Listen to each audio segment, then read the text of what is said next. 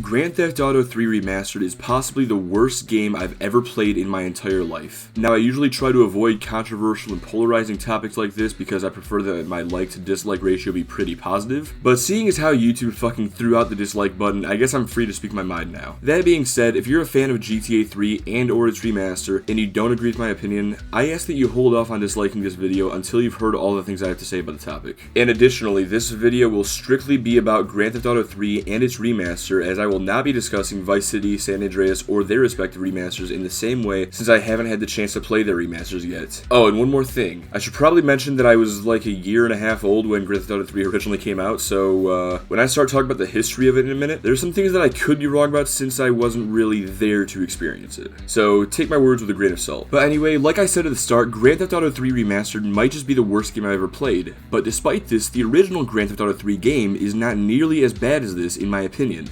Let me explain. So as we all know, Grand Theft Auto 3 was Rockstar's first attempt at making an open world that you could be a part of. Unlike Grand Theft Autos 1 and 2, which set the camera high up above the buildings to give you a top-down perspective of your character and the world surrounding him, Grand Theft Auto 3's camera was right behind the player, allowing you to truly immerse yourself in Liberty City as an unnamed mute we'd later call Claude. This was a remarkable concept in gaming because, up until this point, there weren't really any other games that were played this way, as far as I'm aware. Sure, you had games like Half-Life and Doom that took place in the first-person point of view on maps that you had to progress through, but there weren't games that give you a whole world to explore with life breathing on its streets. Sure, you did have to complete story missions to unlock the other islands, but after you finished those missions, you were totally free to do whatever the hell you wanted. In short, Grand Theft Auto 3 was a revolutionary title and is so important to gaming history because without it, we obviously wouldn't have Vice City, San Andreas, 4 and 5, but we probably wouldn't have games like Saints Row, Fallout, or Spider-Man either. However, being the first game in a genre doesn't come without its drawbacks.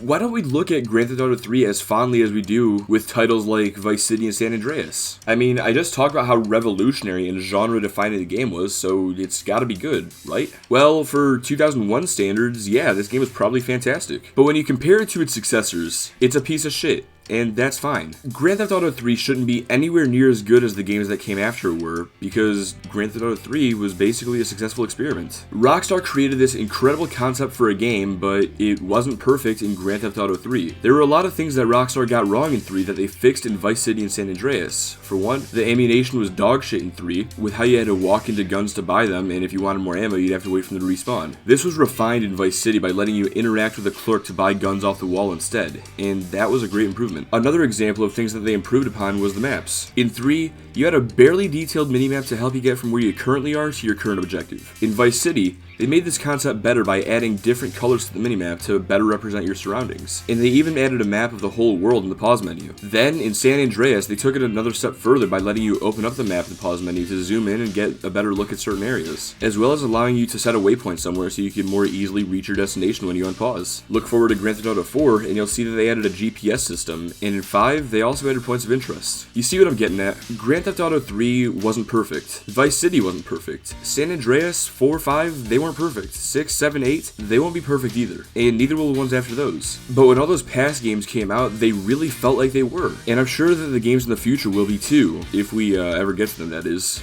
God knows Rockstar can't fucking let go of 5. But we all know that story already. And speaking of stories, let me tell you one real quick. When I was little, I went to Blockbuster. Yes, you heard me right, Blockbuster. And I saw Grand Theft Auto 3 on the shelf. Now, I really hadn't even heard of this game up until this point, but being the huge fan of San Andreas that I was and still am, I decided to run it. When I got home, I put the disc in the PS2, fired it up, and I was disappointed. I played the game for like half an hour, and I didn't like it. It was gray, the controls felt clunky, and there were barely any cheat codes. Mind you, I was comparing this to San Andreas, which isn't fair at all. But me being about 6 or 7 at this point, I didn't know any better. After I decided that I didn't like it, I took the game out, put it back in its case, and I played San Andreas instead. I told my older brother about how I played 3 and didn't like it maybe a week later, and he heavily defended it, praising it for a lot of the things that I talked about earlier. But to me, someone who had already played its successors, I just didn't enjoy it. Grand Theft Auto 3, it must have felt like the perfect title back in 2001, even with all its faults, because the people playing it back then didn't know any better. But now that 20 years have passed, and now that we've played all these games that have come out after it, it's just not a good game anymore. And that brings me to Grand Theft Auto 3 Remastered. When the Trilogy came out the other day, I streamed myself playing the 3 Remaster, and for maybe the first half an hour, I was having a good time. For the next 15 minutes or so, I was really only having a decent time, and before the first hour of gameplay was even over with, this game felt like a chore to play, but I was determined to at least get to the second island before closing out the stream. I got there after about 2 hours, but since I'd already gotten through that much of the story in that seemingly short amount of time, I decided to push forward and continue playing. That was a mistake that I wish I could take back, because long story short, I ended up beating the game during the stream after 7 hours of suffering. But why was this such an awful experience? Yeah, I'm sure a lot of it can be attributed to me forcing myself to play it after a while, but with these remasters being so hyped up, I shouldn't have already felt burnt out on this one after just an hour, right?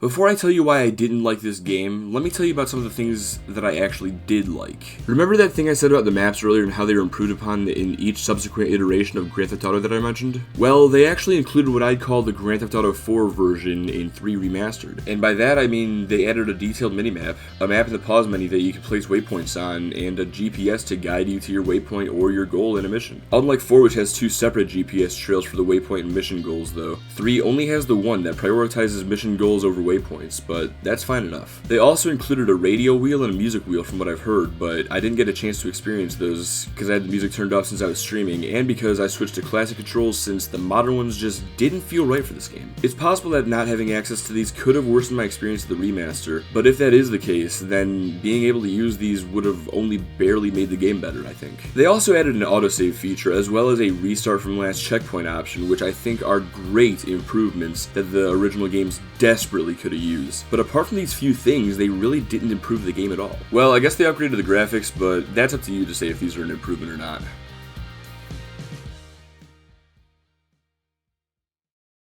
Now that I've told you about the upgrades that I think improved Grand Theft Auto 3 Remastered, let me tell you about the ones that I think are better listed as downgrades. Let's start with something very basic, that being the rain. Now, who the fuck thought this rain was a good idea? I can barely see 15 feet ahead of me when it's raining during the day, and if it's nighttime, you can cut that down to 5. Next, let's talk about the aiming. This was a problem that both Grand Theft Auto 3 and Vice City had on the PS2, and it wasn't so great on the PC either. I can see what they were trying to do to fix this in the remaster by letting you lock onto whoever you're looking at, but I really didn't enjoy this new aiming system since it's locked onto someone who I wasn't even trying to shoot at most of the time. And if I wanted to switch to a new target, I had to move my stiff reticle away from the person I'm locked onto to free aim my way over to the other guy, all while I'm being riddled with bullets, which is something else we'll talk about later on. It's almost like Grove Street Games couldn't decide between letting you lock onto people or forcing you to free aim, so they chose a crappy middle ground. And for the record, I'm not against the idea of middle grounding the aiming system. If you've played the original San Andreas, you'll know exactly what I'm talking about here. In that game, if you start to aim, you'll lock onto the closest person in front of you. But if that's not who you're trying to kill, you can use L2 or R2, or I think the left and right triggers on an Xbox controller, whatever the original Xbox equivalent is. I don't fucking know, I never played on the original Xbox, but you could use those buttons to cycle through the people in front of you. This was such a good middle ground between free and auto aim, and it was even improved upon in Grand Theft Auto 4 by allowing you to auto aim when you held down the aiming button all the way, or to free aim by holding it down halfway. Additionally, you could use the right stick to move your reticle so you could actually headshot someone far away from you while still auto aiming. So if they used 4's map system in 3 Remastered, why didn't they bring in 4's version of the aiming system as well? I couldn't tell you, but it would have been really nice to have. A couple other annoyances I had were the map being inaccurate in some places and some cutscene audios cutting off at the very end of a character's dialogue. But despite these not being anything major, it's still kind of weird that easily noticeable and fixable issues like these weren't resolved.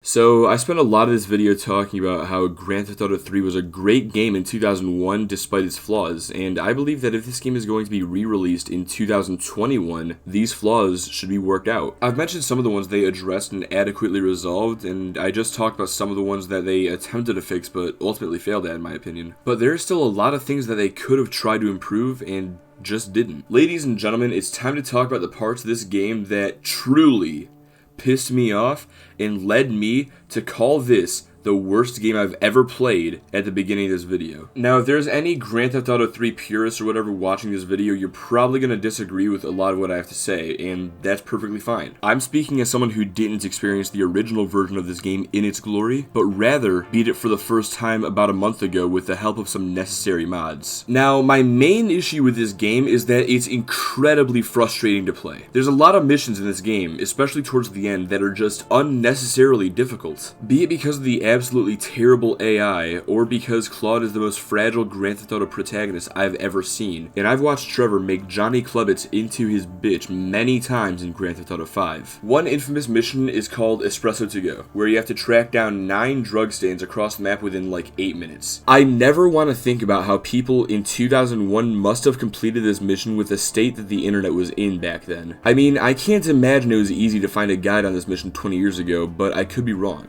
Regardless, there's no way I could have passed this mission in a million years without looking up the location online, so with a mission as difficult as this for no real rhyme or reason, why not just make it easier? And for that matter, what about the final mission? In the last mission, you're stripped of all your weapons, and if you didn't spend hours finding every collectible around the map, well then you're stuck with a pistol to take on at least 20 aimbots, all equipped with AKs. And if you do start getting through them, Catalina is just going to start bombing you from a helicopter in a location that has no cover to counter that. Oh, and also, you have a time limit because this mission has to be nearly impossible. What the hell is the point? Like, I understand making a game challenging so you feel like you've actually done something when you complete it, but this is just sadistic. It's not fun. It's a pain in the ass. It doesn't feel like an accomplishment when you beat this game. It feels like you've just been released from prison. I mean, just look at how drained I was after completing this game. But these missions aren't just difficult because of the stacked odds they force you to face. There's other factors that contribute to making this game much harder than it needs to be. Like I said before, I beat this game about a month ago, and that was the first time I'd ever done so. I wanted to beat the original versions of Grand Theft Auto 3 and Vice City before the remasters came out, because I figured that if I didn't beat them then, I'd never want to go back and do it. Needless to say at this point, but after I finished 3, I moved on to Vice City, and one key difference I noticed was that Rockstar reduced the likelihood of your car flipping over when you crashed it in the later title. In 3, you should never get attached to any car in the game, because if you're like me, that thing's gonna flip in every 9 crashes out of 10. And don't even get me started on the AI in this game. For starters, for some reason, the dumbass pedestrians love to jump in front of your car. I guess because they can't handle life in Liberty City. I don't know. Seems like Rockstar wanted to accurately replicate New York's suicide rate when they were making this game. Also, I just want to point out, I just got to this point in the script, and I just got a notification on my phone.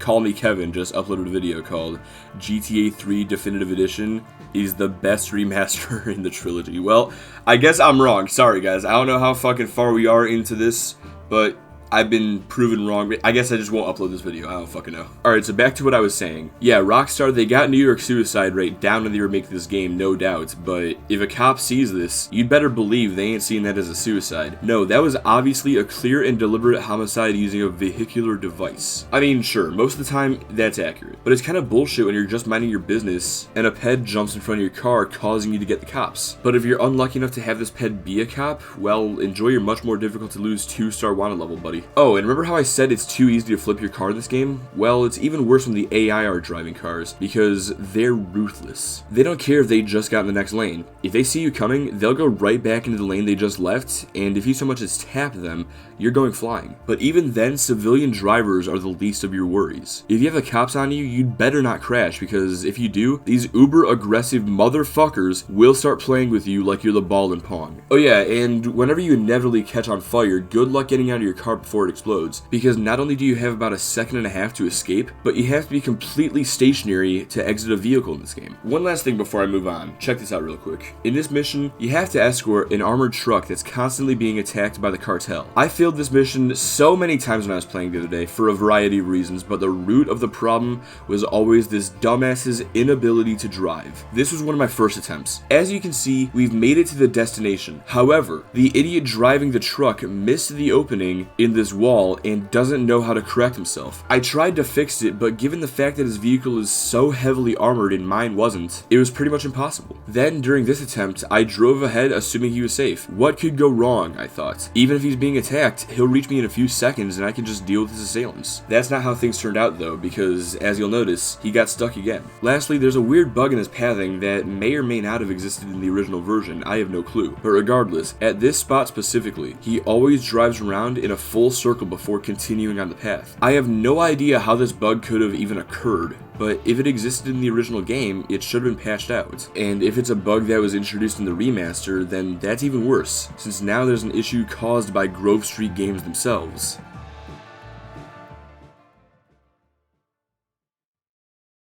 Now, based on what I've said so far, you might be a little confused. I've talked about the ways that Grand Theft Auto 3 Remastered improved the original game, and for the past few minutes, a lot of my complaints have had to do with both versions of the game. If we're looking at things mathematically or whatever, surely the remaster would be better than the original game, since it is, by definition, the original but better. Yes, it's true that the remaster should be better, but the reason I say it's not is because, as I mentioned towards the beginning of this video, Grand Theft Auto 3, it was a great game in 2001. When you look back at it as someone who's experienced Vice City, San Andreas, and so on, it isn't a good game. But for the time period it came out in, it was fantastic. Compare that to the remaster. This is a game that came out in the year 2021. Yes, it's a remaster of an old game, so there's no reason as to why it should be better than games like 4 and 5, but it should at least be a good game by today's standards if it's being released at this point in time. Does it need to be perfect? No. But it should have at least fixed most of the issues that prevent 3 from holding up as a great game to this day. Vice City and San Andreas are viewed so fondly because they didn't have these issues. Rockstar learn from their mistakes when they made these games, as they should have. So should Grove Street Games have not done the same when remastering 3? A lot of my issues with 3 are based on the difficulty of the game, and the reason I believe it was so difficult is because Rockstar didn't know how difficult a game like this should be when they released it 20 years ago. Again, this is the first game in this genre, so there's really nothing to base difficulty on. And I mean, I wouldn't want to make the game too easy, so I get where they were coming from with making it so difficult. But once they heard the player base's opinion on the game, they went on to make Vice City a bit easier. It's not so easy that there's no challenge in beating the game, but it's not so tough that it isn't fun. Again, though, that's just what I believe happened. They could have made Vice City an easier game to beat for very different reasons, but that makes sense, doesn't it? So why not take this remaster as an opportunity to rebalance the game and redesign certain mechanics to make it a more enjoyable experience? Now, I know that there's a debate going on right now about remasters versus re-releases or whatever, and I understand the point of view that a lot of people probably have of keeping the game true to its original form. But look at things this way. This is a game that came out in 2001, so there's a lot of people who have never played Grand Theft Auto 3, myself included up until about a month ago. And there's likely a large margin of people who have no interest in playing it in its original form. Not that that's really possible right now anyways, because, you know, Rockstar removed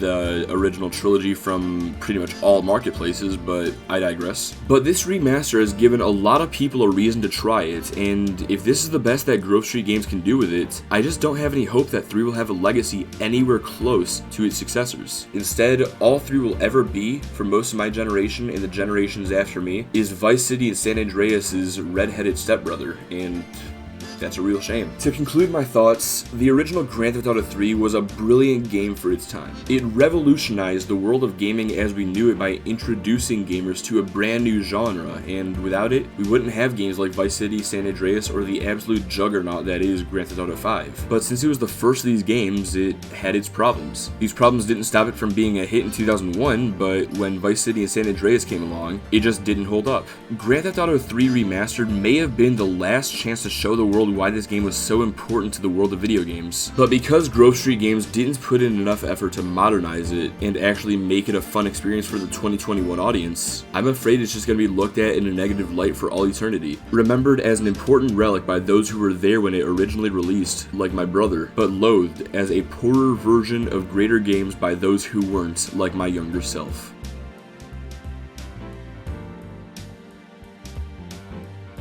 Thanks for watching. Whether you agree or disagree with anything that I've said, feel free to tell me your thoughts down below. Or you could just leave a dislike, but thanks to YouTube, nobody will know that you did except for you and me. But I would love to hear other people's opinions on the remasters, so please, go with a comment instead so I can actually know what parts you agreed with or disagreed with, you know? I haven't looked too far into what other people are saying myself, because I wanted to experience all of the remasters on my own before forming opinions about them. But while I was streaming myself playing and bitching about Grand Theft Auto 3, some people in my chat chat were telling me that the general consensus is pretty negative, which really sucks. I wanted these to be good so badly because of how important they were to this generation of gamers. So to hear that Grove Street Games dropped the ball again, it really hurts. But damn, I've never made a video essay before.